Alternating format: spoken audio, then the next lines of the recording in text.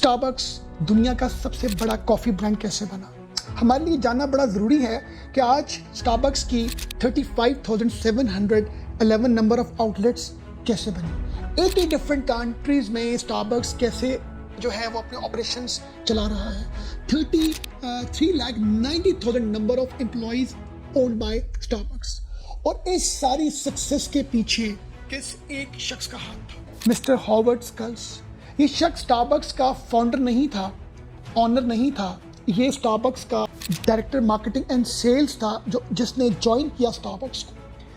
हमें स्टारबक्स की जो इतनी बड़ी सक्सेस जानने के लिए हमें पहले ये जानना ज़रूरी है कि मिस्टर हॉवर्ड कौन थे। मिस्टर हॉवर्ड पैदा हुए 19 जुलाई 1953 को यूएसए में एक बहुत ही लो मिडिल क्लास फैमिली से इनका ताल्लुक था। मदर रिसेप्शनिस्ट थी, फादर का डिलीवरी ट्रक जो है वो चलाते थे और बहुत ही अर्ली एज में फादर का एक सीरियस एक्सीडेंट होने की वजह से मिस्टर हॉवर्ड को at the age of 12 years उनको न्यूज़पेपर बेचनी पड़ी, उनको मुख्तलिफ शॉप्स में, मुख्तलिफ कैफ़ेज़ में काम करना पड़ा। और इसी दौरान उन्होंने बहुत मुश्किल से अपनी एजुकेशन कंप्लीट की, मास्टर्स इन कम्युनिकेशन, और मल्टीपल तरह की जॉब करते करते at the age of 26 years वो एक कंपनी में एज ए वाइस प्रेसिडेंट की पोस्ट तक पहुंचे, जिस कंपनी का नाम था हैमर प्लास्ट।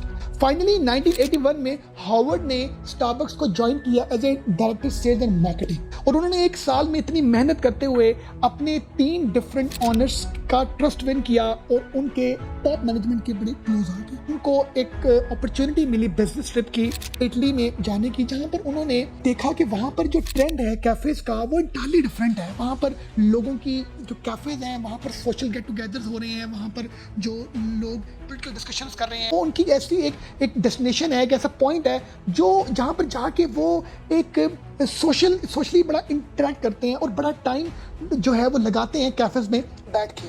तो यहाँ से उन्होंने बहुत सा जो इन्फॉर्मेशन और एक नए ट्रेंड को उन्होंने जो है वो गैदर किया और वो चले गए अब अपनी मैनेजमेंट को इस चीज़ पर कन्विंस करने के लिए कि हमें स्टारबक्स के बिजनेस मॉडल को ऐसा बनाना चाहिए जहाँ पर लोग आएँ, हम जहाँ पर लोगों को कॉफ़ी टी सर्व करें। 1971 में स्टारबक्स जो था उसने अपना पहला आउटलेट ओपन किया सिएटल में, वॉशिंगटन।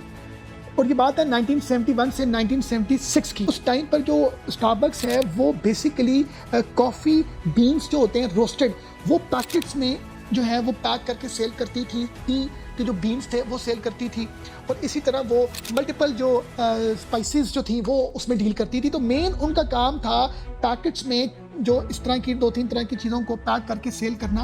उनका बिजनेस मॉडल स्टारबक्स का ये नहीं था कि लोग आ रहे हैं, बैठ रहे हैं, कॉफ़ी पी रहे हैं, गेट टुगेदर्स हो रही हैं। इस बिजनेस मॉडल के ऊपर अर्ली स्टेज की बात करूं तो स्टारबक्स का कोई ऐसा प्लान, कोई ऐसा बिजनेस मॉडल नहीं था। अगर बात करूं 1982 की, जब जो मिस्टर हॉवर्ड थे वो इटली से आए और उन्होंने 1982 में अपनी मैनेजमेंट को बड़ा कन्विंस किया कि वो एक ऐसे बिजनेस मॉडल को स्टार्ट करें जहाँ पर लोग कॉफ़ी पिएं, लोग गेट टुगेदर्स करें, सोशली लोगों का एक इंटरेक्शन का पॉइंट ऑफ व्यू बने। मगर इस चीज़ को उनकी मैनेजमेंट ने इतना पसंद नहीं किया। मगर जो हॉवर्ड थे वो ऑलरेडी बहुत कुछ प्रूफ कर चुके थे और उस टाइम पर स्टारबक्स की 5 नंबर ऑफ आउटलेट्स भी बन चुकी थी और एक प्रॉफिटेबल बिजनेस मॉडल जो है वो स्टारबक्स इख्तियार कर चुका था। तो हॉवर्ड ने बड़ा इंसिस्ट करते हुए एक आउटलेट जो है स्टारबक्स की स्टार्ट की, जो 1 साल तक बड़ी सक्सेसफुल चली। मगर उस बिजनेस मॉडल को उनके जो हायर मैनेजमेंट ने पसंद ना करने की वजह से 1 साल के बाद उसको क्लोज कर दिया। और ये बात है 1984 की। और इस आउटलेट को क्लोज करने के बाद जो हॉवर्ड थे बड़े डिसपॉइंट हुए और उन्होंने ये फैसला किया कि वो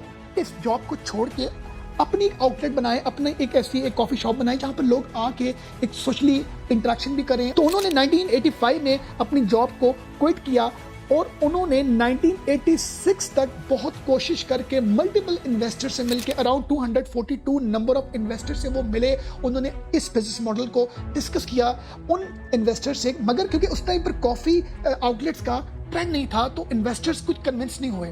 बट फाइनली उनको एक इन्वेस्टर मिल गया। उन्होंने फिर अपनी एक आउटलेट शुरू की और वो आउटलेट का नाम था एल जियोनेल। और ये आउटलेट जो है ये उन्होंने एक साल के अंदर ही 1985 में स्टार्ट की और 1986 में ये इतनी सक्सेसफुल होगी कि उन्होंने अपने उस इन्वेस्टर को जो लोन था वो पे बैक करना शुरू कर दिया।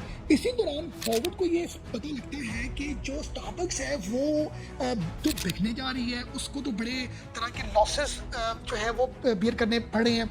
तो इस चीज़ की वजह से जो 3 ऑनर्स थे उन्होंने फाइनली अनाउंस किया कि हम स्टारबक्स को सेल कर रहे हैं। तो वहाँ पर स्टारबक्स की जो एक हिस्ट्री है उस पर बहुत बड़ा चेंज आता है जब मिस्टर हॉवर्ड बहुत से इन्वेस्टर्स को कन्विंस करके $3.8 मिलियन अरेंज करके स्टारबक्स के उन 3 जो फाउंडर्स थे उनको वो दे के अब फाइनली वो स्टारबक्स को ओन कर लेते हैं। 1987 में स्टारबक्स की जो ऑनरशिप है अब वो बन जाती है मिस्टर हॉवर्ड की, और उस टाइम पर स्टारबक्स की 17 चेन होती है जो ट्रेडिशनल मेथड से काम कर रही होती हैं, जहाँ पर वही beans, roasted T, spices items को पैक करके जो है वो बेचा जाया करता था। तो उन्होंने अपनी 17 नंबर ऑफ आउटलेट्स में उस ट्रेंड को सेट किया जो ट्रेंड उन्होंने इटली में देखा, और ये ट्रेंड इतना पसंद किया गया कि जो स्टारबक्स की जो आउटलेट्स थी वो मज़ीद 17 से 20 से 25 होती नहीं, और प्रॉफिट मार्जिन भी अच्छे आना शुरू हो गए और चीज़ें स्मूथली चलना शुरू होगी। और इसी तरह फाइनली 1992 में स्टारबक्स जो है मिस्टर हॉवर्ड ये डिसाइड करते हैं कि स्टारबक्स को ये पब्लिक लिमिटेड कंपनी बनाए। स्टॉक एक्सचेंज में 1992 में जब अपने वो शेयर फ्लोट करते हैं तो उस टाइम पर स्टारबक्स को इतना ज़्यादा फंड्स मिलने की वजह से वो 1996 में अपनी 100 चेन्स ओपन करते हैं। इसी तरह 1999 में वो 2000 अपनी नंबर ऑफ जो आउटलेट्स हैं वो ओपन करते हैं, और इसी तरह 2000 से लेकर 2007 तक जो है वो 3500 नंबर ऑफ ब्रांचेस जो हैं वो अब ओपन हो चुकी होती हैं स्टारबक्स की। स्टारबक्स जो है वो ऑलरेडी फ्रेंचाइजिंग बिजनेस मॉडल में भी आ जाता है। जब हॉवर्ड उसको टेक ओवर करते हैं तो वो स्टारबक्स को एक फ्रेंचाइजिंग बिजनेस मॉडल में लेके आ जाता है। अब होता ये है कि 2007 में मिस्टर हॉवर्ड CEO की पोजीशन को क्विट करके अपनी जो CEO की जो पोस्ट होती है वो दे देते हैं मिस्टर जेम्स डोनाल्ड को। अब सारे जो ऑपरेशंस हैं, सारी जो मैनेजमेंट है वो ओन जो है मिस्टर जिम करते हैं।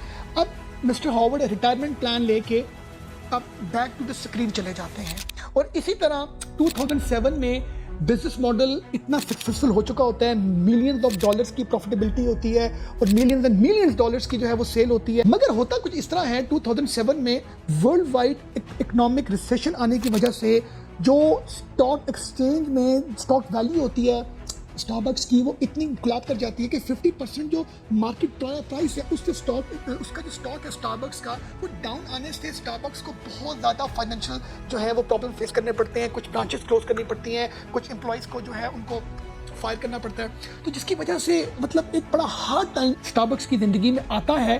तो फाइनली जो बोर्ड है वो रिक्वेस्ट करता है मिस्टर हॉवर्ड को कि आप दोबारा से आएँ और हमारी CEO की जो पोजीशन है उसको टेक ओवर करें, और हमारी इस कंपनी को, जो आपकी कंपनी भी है क्योंकि स्टारबक्स के जो चेयरमैन हैं वो मिस्टर हॉवर्ड ही होते हैं।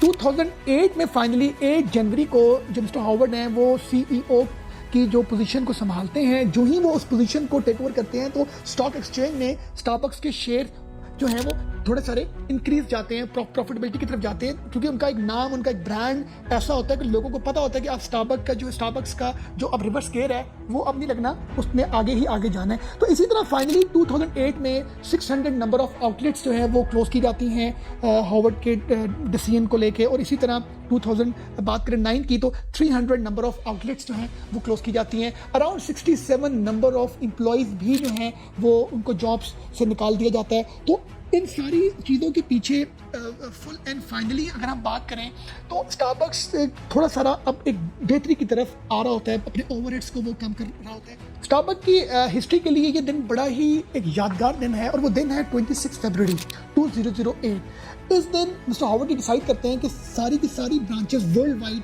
जो है वो क्लोज की जाए फॉर 3 आवर्स, और उन 3 घंटों में उन्होंने अपनी एक रेसिपी के ऊपर जो है वो एक टीचिंग लेसन रखा कॉफ़ी मेकर्स के साथ, उन एक्सपर्ट टेक्नीशियंस के साथ, जिसमें उन्होंने ये बताया कि how to make the signature coffee. और ये उनका जो सिग्नेचर कॉफ़ी का जो एक लॉन्चिंग थी उसने इस स्टारबक्स को बहुत ज़्यादा प्रॉफिटेबिलिटी थी।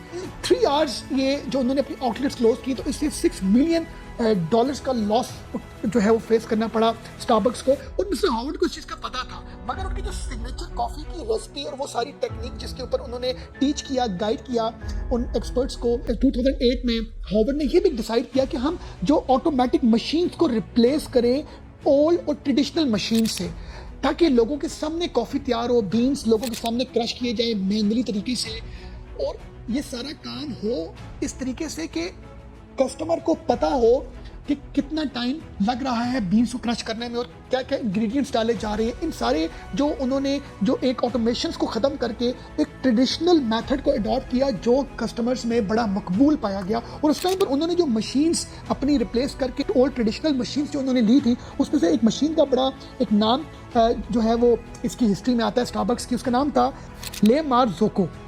तो ये मशीन का बड़ा एक रोल है स्टारबक्स को प्रॉफिटेबिलिटीज़ की तरफ ले जाने में। इसी तरह आज की डेट की बात करें तो 35,000 प्लस इनकी आउटलेट्स एग्जिस्ट कर रही हैं वर्ल्ड वाइड। 80 कंट्रीज में ये एक्सपैंड कर चुका है स्टारबक्स, और नियर बाय 3,90,000 एम्प्लॉयज़ जो हैं वो इस टाइम पर स्टारबक्स के साथ जो हैं वो जुड़े हुए हैं। और स्टारबक्स जो है वो 5 मिलियन जो नंबर ऑफ कप्स हैं वो सेल करता है इन अ डे। और इसी तरह उन्होंने अपने बिजनेस को डिजिटलाइजेशन की तरफ लेकर गए। उन्होंने अपनी एक ऐप लॉन्च की, जिस ऐप की अगर हम आज बात करें तो 30% जो ऑर्डर्स हैं स्टारबक्स के वो उस ऐप के थ्रू जो है वो जनरेट होते हैं। इसी तरह 2016 तक स्टारबक्स को जो है एक बड़ा सक्सेसफुल बिजनेस मॉडल बनाने के बाद उन्होंने CEO की पोजीशन दे दी मिस्टर केविन जॉनसन को, जो अब अगर हम बात करें 2016 से लेकर टिल डेट तक वो स्टारबक्स के CEO हैं।